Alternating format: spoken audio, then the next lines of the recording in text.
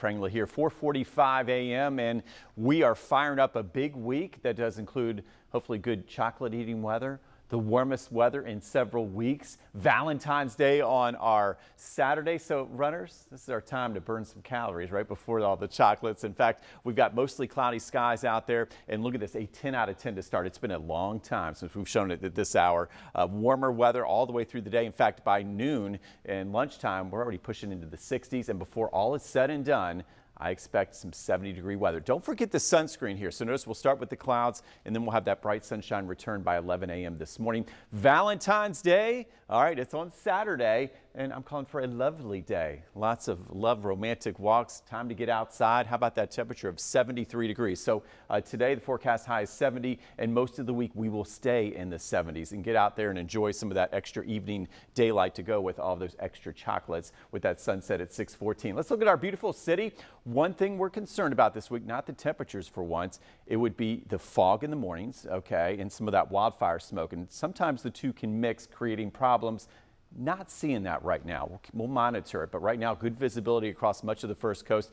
Despite this, we got 45, dew point of 42, so we've got the higher relative humidity this morning.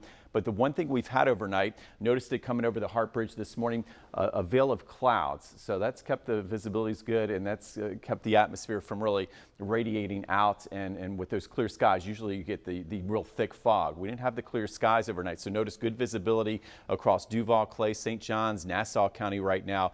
The only area of fog I've seen this morning toward Palm Coast, but even there, visibility right now above 5 miles. So we'll monitor that. But we look at our radar and satellite here, just a few clouds this morning, and then behind that we're going to see some sunshine break out by noon. Temperature wise, this is great. This is our bonus for our Monday motivation. We're starting at 46 degrees already in Mayport, 43 in St. Augustine, and notice those temperatures up toward Waycross. Remember Waycross?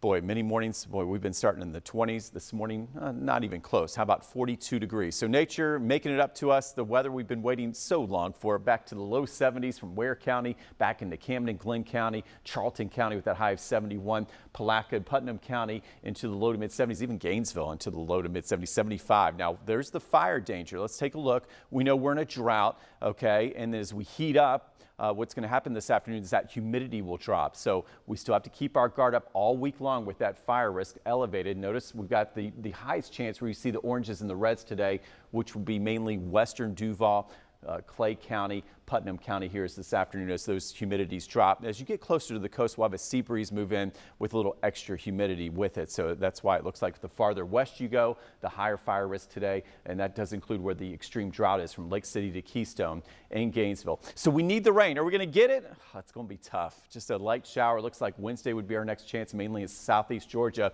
And then all the way Thursday, Friday, Saturday looking good. And then I think Sunday would be the next best chance of rain. So there's the elevated fire danger. It looks like as we go into Monday, Tuesday, Wednesday, maybe a little better toward the weekend as we do have a front mixing in more moisture. And as we look at the latest Euro model that came in here overnight, notice we do have a front coming as we head into later Wednesday into Thursday, but no Arctic air.